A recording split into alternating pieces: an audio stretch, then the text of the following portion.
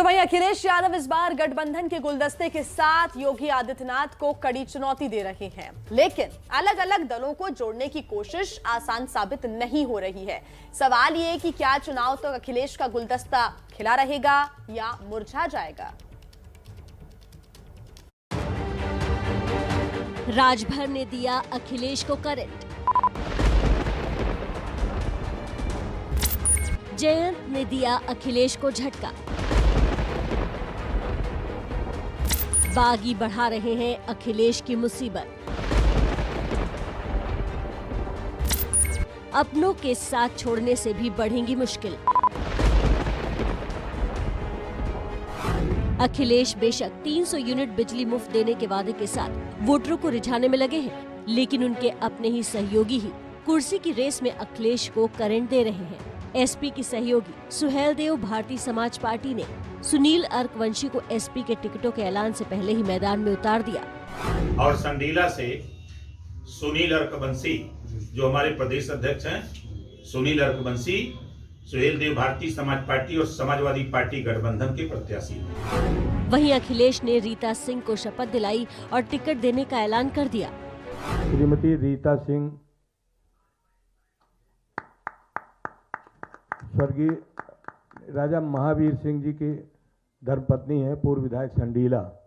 श्रीमती रीता सिंह जी, आपका स्वागत करते हैं। ऐसी तनातनी बिजनौर सदर सीट पर देखने को मिल रही है, जहां जयंत ने डॉक्टर नीरज चौधरी को उतार दिया तो एसपी ने डॉक्टर रमेश तोमर को टिकट दे दी। राष्ट्रीय लोकदल के माननीय अध्यक्ष चौधरी जयंत सिंह जी ने ये सिंबल देते हुए डॉक्टर नीरज चौधरी साहब को बिजनौर विधानसभा से अधिकृत प्रत्याशी घोषित किया। मेरे राष्ट्रीय अध्यक्ष यादव जी ने पार्टी का सिंबल देकर बिजनौर भेजा कि आप नॉमिनेशन कराएं चुनाव के लिए। इससे पहले मथुरा सीट पर भी ऐसे ही हालात बने थे, जिसे सुलझा लिया गया। इतना ही नहीं, जाट महासभा भी कम टिकटें मिलने से नाराज है। वहीं मुरादाबाद में हाजी इकराम कुरैशी और हाजी रिजवान ने टिकट कटने के बाद बगावत कर दी है। जनता को मेरे ऊपर बहुत विश्वास था और मैंने ये 5 साल भी और पिछले 5 साल भी, जब मैं दर्जा राज्य मंत्री था, वो 5 साल भी मैंने जनता के बीच रहकर गुजारे हैं और जनता के हकों की लड़ाई लड़ी, जनता के हितों की लड़ाई लड़ी, जनता का काम किया। हो सकता है ये नागवार गुजरा हो कि मैं मुसलमानों का काम ज़्यादा करता था। तो अखिलेश जी ने कहा कि मैं ये जो है डॉक्टर मर कह रहे हैं, मैं इस्तीफा दे दूँगा, तो इस्तीफा दे दूँगा। उनके इस्तीफे से कोई विधायक नहीं आता, लेकिन मेरे इस्तीफे से कई आ रहे हैं। सच्चाई है बिल्कुल, क्योंकि मैं जमीनी आदमी हूँ। चुनावी सीजन में ही अखिलेश का साथ छोड़ बीजेपी के खेमे में चली गई है मुलायम की छोटी बहू अपर्णा यादव।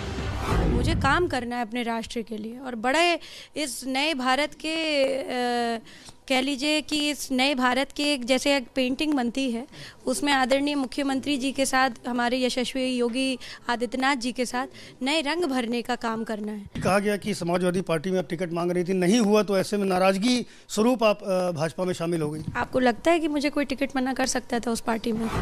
साथ ही एसपी संरक्षक मुलायम सिंह यादव के साढ़ू प्रमोद गुप्ता ने भी बीजेपी का दामन थाम लिया है। वहीं अखिलेश को झटका भीम आर्मी के चंद्रशेखर ने भी दिया है। सामाजिक परिवर्तन मोर्चा बनाकर 402 सीटों पर उम्मीदवार उतारने का प्लान बना रहे हैं चंद्रशेखर। इससे विपक्षी वोटों के बिखरने का खतरा बढ़ गया है। हालांकि चंद्रशेखर ने अखिलेश के खिलाफ उम्मीदवार न उतारने का ऐलान किया है। मैंने कहा कि हम पार्टी से कहेंगे कि हमारी अपील है कि अखिलेश जी को विधानसभा आने दिया जाए, इसलिए उनके खिलाफ प्रत्याशी न लड़ाए। वहीं कुछ दिन पहले मुस्लिम नेता इमरान मसूद का ये वीडियो भी सामने आया था। अरे दूसरों के पैर पकड़वा रहे, तुम मुसलमान सीधे हो जाओ, मेरे पे क्यों पैर पकड़वा रहे? सारे मेरे पकड़ते फिरेंगे। मेरा कुत्ता बना दिया। हालांकि अब खबर है कि इमरान मसूद को मना लिया गया है, लेकिन ये साफ है कि अखिलेश के लिए 403 सीटों की जंग आसान नहीं रहने वाली। देखिए, राजनीति है, कब कौन दोस्त बन जाए कौन दुश्मन बन जाए कुछ कहा नहीं जा सकता। उत्तर प्रदेश की सियासत में बयानों से पार पलटवार हो रहे हैं। हर दल घोषणाएं कर रहा है और दूसरा दल उन्हीं घोषणाओं पर निशाना साध रहा है। प्रदेश की जनता विकास और खुशहाली चाहती है। उत्तर प्रदेश की जनता ने बदलाव का मन बनाया। मैंने एक नारा दिया है अपनी पार्टी का कि हर पोलिंग बूथ को जिताना है, बीएसपी को सत्ता में लाना है। जब संकट का साथी भारतीय जनता पार्टी है तो वोट देने का अधिकारी भी तो भारतीय जनता पार्टी ही होगी। उत्तर प्रदेश में सियासत का संग्राम जारी है। उत्तर प्रदेश के मुख्यमंत्री Yogi Adityanath door to door campaign में जुटे हैं। घर घर पर संपर्क कर वोटरों को रिझाने की कोशिश की जा रही है। इसी कड़ी में योगी ने पेंशन के बहाने फिर से अब्बा जान की एंट्री करा दी है। ये बात एसपी को चुभ रही है। कहते हैं हम पुरानी पेंशन बहाल करेंगे। जब ये पुरानी पेंशन रोकी गई थी तब उनके अब्बा जान ही प्रदेश के मुख्यमंत्री थे। योगी आदित्यनाथ की पढ़ाई और संस्कार अगर बेहतर तरीके से होते तो निश्चित तौर पे हिंदू धर्म में अपने पिता को क्या कहा जाता है इसका संस्कार उनको भली भांति मालूम होता। लेकिन चूंकि संस्कार रहित नहीं है, संस्कार विहीन है, पढ़ाई लिखाई की नहीं है और जिस चीज़ का वो सेवन करते हैं उसके सेवन के बाद ऐसे शब्दों का आना लाजमी है। अब्बा जान के जुमले के सहारे बीजेपी अपनी ध्रुवीकरण की धार को तेज कर रही है। उत्तर प्रदेश में बीजेपी हिंदुत्व और विकास का दोहरा अटैक कर रही है। इसी कड़ी में योगी ने गरीबों के घरों का जिक्र किया। फर्क साफ है, समाजवादी पार्टी की सरकार बनी, उस समय के मुख्यमंत्री और वहां के उस समय के मंत्रीगण पहले अपना बंगला बनाते थे।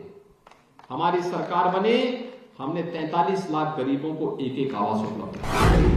इस बात पर मायावती ने योगी पर हमला बोल दिया।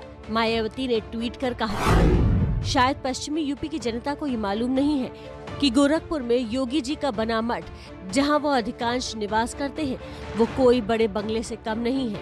यदि इस बारे में भी ये बता देते तो बेहतर होता। मायावती का दावा है कि उनके राज में गरीबों और भूमिहीनों को ज्यादा जमीन दी गई। यूपी में बीएसपी अकेले चुनाव लड़ रही है।